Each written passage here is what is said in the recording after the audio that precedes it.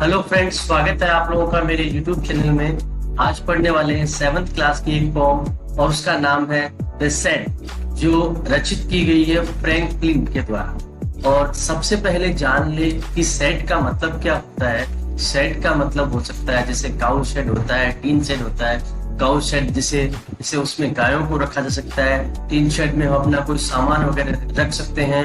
और उसके अलावा शेड जो होता है उसे स्टोर रूम की तरह भी हम काम में ले सकते हैं। इसमें कोई भी हमारे घर का पुराना सामान यहाँ रख सकते हैं। परंतु इस कविता में कवि जो है वो किस तरह की शेड के बारे में बात कर रहा है वो हम लोग देखते हैं। तो चलो करते हैं आज की वीडियो की शुरुआत।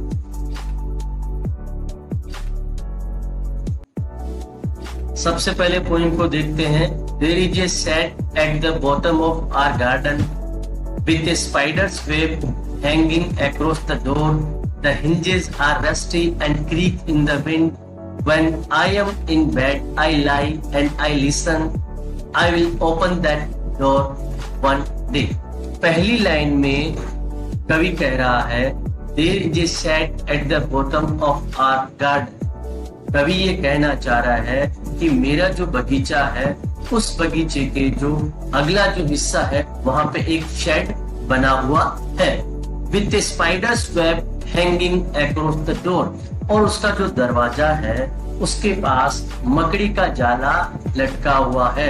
अब मकड़ी का जाला लटका हुआ है इसका मतलब ये है कि वहां पे काफी समय से ना कोई जाता है ना कोई आता है, क्योंकि जिस समय पे हम बहुत ज्यादा आते जाते नहीं है, साफ सफाई नहीं करते हैं, वहीं पे मकड़ी के जाले होते हैं। The hinges are rusty and creak in the wind. Hinges का मतलब होता है जिस तरह से मकान में जब हम दरवाजे बनाते हैं तो उन दरवाजों को जोड़ने के लिए जो लोहे और स्टील की जो क्लिप लगाते हैं उन्हें हम लोग हिंजेस बोलते हैं, जिसपे दरवाजा टिका हुआ रहता है। तो इसके जो हिंजेस हैं वो रस्टी हैं, उनमें जंग लग चुका है। And creak in the wind, और जब भी हवा चलती है तो वो कराते हैं, चीखते हैं, चिल्लाते हैं, अजीब डरावनी आवाज वो पैदा करते हैं। When I am in bed, I lie and I listen. जब भी मैं बेड में होता हूँ, बिस्तर पे होता हूँ, I lie, मैं लेटा रहता हूँ, and I listen, तो मैं ये आवाजें सुनता रहता हूँ। I will open that door one day, और मैं एक दिन अवश्य ही इस दरवाजे को खोलूंगा और देखूंगा कि अंदर क्या है। There is a dusty old window around at the side with 3 cracked panes of glass. I often think there is someone staring at me. Each time that I pass, I will peek through that window one day. कवि यहाँ कहना चाह रहा है कि इस shade की जिसकी मैं बात कर रहा हूँ वहां पे क्या है, डस्टी ओल्ड विंडो, डस्ट से भरी हुई, धूल से भरी हुई एक पुरानी खिड़की है जो एक तरफ लगी हुई है with 3 cracked panes of glass। और उस खिड़की के जो 3 कांच है वो क्रेक हो रखे हैं, टूट रखे हैं। I often think there is someone staring at me. अक्सर मैं सोचता हूँ कि वहां कोई ऐसा व्यक्ति है या कोई है जो मुझे स्टेयर कर रहा है। स्टेयर का मतलब होता है घूरना, वहां से मुझे कोई घूर रहा है। Each time that I pass, जब भी मैं वहां से गुजरता हूँ तो मुझे लगता है कि कोई मुझे वहां से घूर रहा है। I will peek through that window one day, और एक दिन मैं उस विंडो से, उस खिड़की से पीक थ्रू करूंगा। पीक का मतलब झांक के देखना, कि मैं भी उसमें से झांक के देखूंगा कि उसके अंदर क्या है।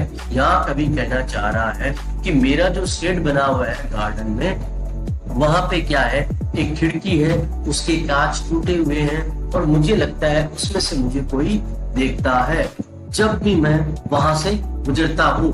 और एक दिन मैं उसके अंदर से झांक के देखूंगा कि उसके अंदर क्या है। My brother says there is a ghost in the shed who hides under the rotten floorboards, and if I ever dare to set foot inside, he will jump out and chop off my head. But I will take a peek one day. My brother says there is a ghost in the shed. मेरा भाई कहता है इस shade के अंदर एक ghost है। एक भूत है। Who hides under the rotten floorboards, जो छिपा हुआ है, रोटन जो खराब हो चुके हैं, सड़ चुके हैं, फर्श जो जमा हुआ है उसके नीचे जो सड़ चुके हैं उसके अंदर वो छिपा हुआ है। And if I ever dare to set foot inside, और कभी भी मैंने अगर इतना डेयरिंग की, साहस किया कि अपना कदम वहां रखा, he will jump out, वह बाहर उछल के आ जाएगा। and chop off my head, chop off का मतलब काट देना, और मेरे सिर को काट देगा। but I will take a peek one day, peek का मतलब वही लुक छिप के देखना, झांकना, लेकिन मैं एक दिन जरूर झांक के उसमें देखूंगा। यहाँ कवि अपने भाई के बारे में बता रहा है कि मेरे भाई ने बताया है कि इस शेड के अंदर एक भूत छिपा हुआ है, और अगर तुमने कभी भी इसमें पैर रखा तो वो क्या करेगा, कूद के बाहर निकल के आ जाएगा और तुम्हारे सिर को काट देगा। लेकिन फिर भी कवि कह रहा है कि मैं एक दिन जरूर वहां जाके देखूंगा, जरूर झांक के देखूंगा। I know that there isn't really a ghost. My brother tells lies to keep the shed for his den. There isn't anyone staring or making strange noises, and the spider has been gone from his web since I don't know when. I will go into that shed one day soon, but not just yet. यहाँ कवि कहना चाह रहा है I know that there isn't really a ghost. मैं जानता हूँ कि इस शेड में कोई भी घोस्ट, कोई भी भूत नहीं है। My brother tells lies to keep the shed for his den. मेरा जो भाई है मुझसे लाई, झूठ बोलता है, to keep the shed, इस शेड को for his den, अपने स्टोर रूम, अपनी गुफा बनाने के लिए इसे उसने रख रखा है। वो मुझसे छिपाना चाहता है, खुद इसे काम में लेना चाहता है। There isn't anyone staring or making strange noises. यहाँ कोई भी नहीं है जो स्टेयर यानी घूर रहा है या स्ट्रेंज नॉइजेस, अजीब अजीब आवाजें कर रहा है। And the spider has been gone from his web, और जो स्पाइडर है, जो मकड़ी है, वो भी अपने जाले से जा चुकी है। Since I don't know when, और पता नहीं कब का ये सब हो चुका है। I will go into that shade one day soon, और जल्द ही मैं एक बार उस शेड के अंदर जाके देखूंगा, बट नॉट जस्ट येट, लेकिन अभी जाके नहीं देखूंगा। इसका मतलब कवि कह रहा है कि मैं जानता हूँ उसमें कोई भूत नहीं है, कुछ नहीं है, मेरा भाई मुझसे झूठ बोलता है, वो इस शेड को खुद काम में लेता है, और मैं जानता हूँ मुझे वहां कोई नहीं घूर रहा, कोई अजीब आवाजें वहां से नहीं आती है, मकड़ी भी वहां से जा चुकी है, और कब से मैं इसे देख रहा हूँ, वहां पे कुछ भी नहीं है। एक दिन मैं जाऊंगा अवश्य ही वहां पे, लेकिन मैं अभी नहीं जाऊंगा। इस कविता में कवि हमें कहना चाह रहा है कि मेरे घर के अंदर जो बगीचा है, वहां पे जो शेड बना हुआ है वो बहुत डरावना है, और उसके खिड़की के कांच भी टूटे हुए हैं। मुझे लगता है कि मुझे वहां से कोई देख रहा है, परंतु मैं नहीं जानता कि ये सच है या नहीं है। मेरे भाई ने भी मुझे इस बारे में डरा रखा है कि वहां मत जाना, वरना भूत आके तुम्हारा सर काट देगा।